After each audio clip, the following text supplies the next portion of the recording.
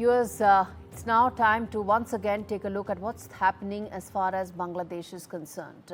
Yet another day, another instance of brutal attack as far as minorities are concerned. A brutal rape of a Hindu woman took place by radical groups in Bangladeshi political system, and it is now alleged that they have links to the political class as well. Students from Dhaka University organized massive protests condemning the rape, while residents of its Jagannath Hall dormitory dedicated for minority community students took out processions calling for justice.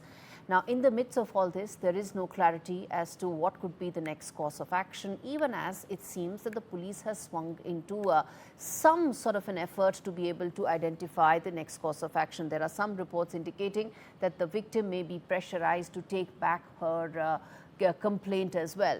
But the larger question that remains, and I'm going to get in Faisal Mahmood to talk on this in terms of the collapse of the law and order machinery, and more importantly, the systemic failure to address the minorities and their concerns. Faisal is a press minister at the Bangladesh High Commission.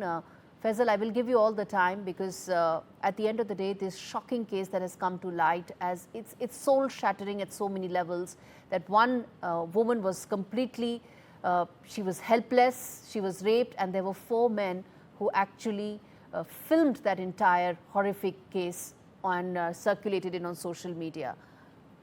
How soon do you think this case should be solved for it to act as a lesson to all those who are trying to target minorities? Thank you, Gauri.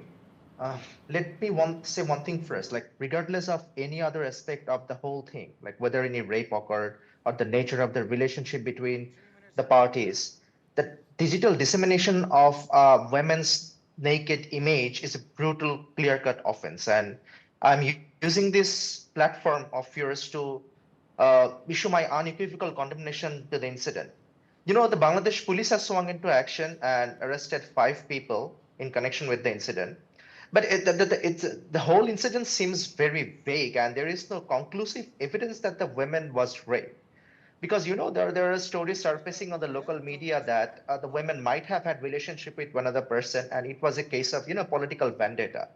And your news mentioned about one party, BNP, but it was later proven that those persons were actually affiliated with, you know, Awami League.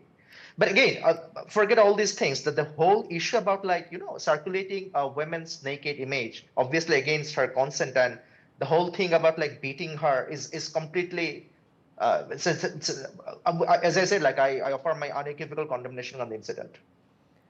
Faisal, you raised 2 very important points, and the reason why I didn't interrupt you is because I wanted you to complete for the viewers to also understand what you said, which is that you are alleging that there was not a rape here and there was political vendetta.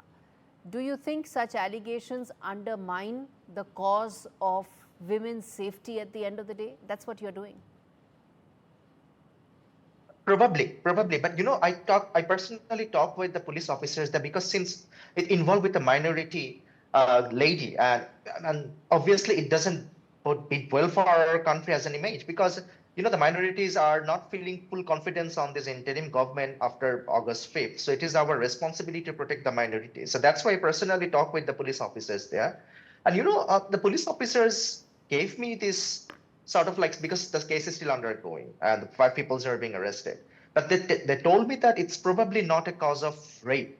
The full incident will come to the fore after the investigation is conducted. But it was probably, you know, it was a political vendetta. The woman was having an affair with another person, and a group of people sort of like staged the whole thing to gain some political brownies. But again, regardless of the incident, regardless of everything, the whole incident was horrific. And I think there was a rage in Bangladesh among the common sensible people that a woman's naked video and beating her, be it minority or minority, cannot be circulated in the social media. It shows that Faisal, I'm going to leave it there. The situation is really under stress. I'm going to leave it there, but I'm going to keep following up on this case, and we're going to keep chatting, hopefully to be able to then talk about speedy justice being given as far as this case is concerned.